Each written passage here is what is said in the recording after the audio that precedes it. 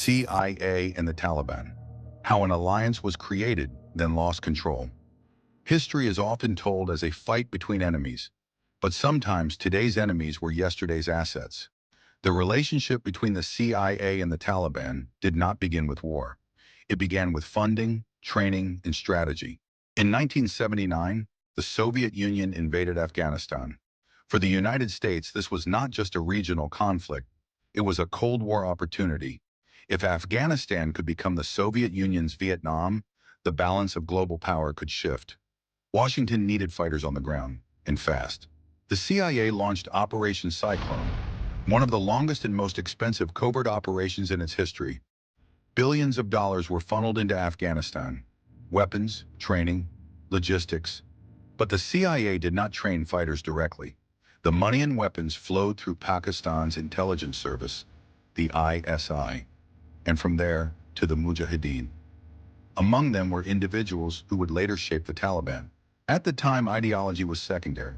What mattered was one thing. Did they fight the Soviets? Radicalization was tolerated. Extremism was ignored. Because in war, short-term victories often outweigh long-term risks. The Soviets withdrew in 1989. Mission accomplished, or so it seemed. After the Soviets left, Afghanistan collapsed into chaos. Warlords fought each other. Civilians were caught in the middle. Out of this disorder emerged a group calling themselves the Taliban. Their promise was simple: order, stability, religious rule. To a population exhausted by war, that promise mattered. The Taliban were not initially treated as a global threat. In the 1990s, they controlled most of Afghanistan. They were diplomatically engaged by multiple countries. Even U.S. officials held indirect talks. But one factor changed everything. They provided sanctuary to al-Qaeda.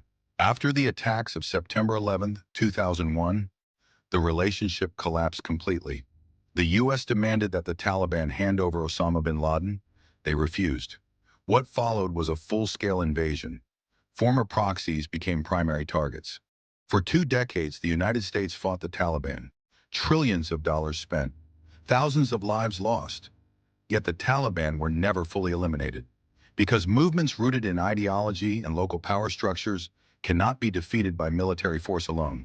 In 2021, U.S. forces withdrew from Afghanistan. Within weeks, the Taliban returned to power.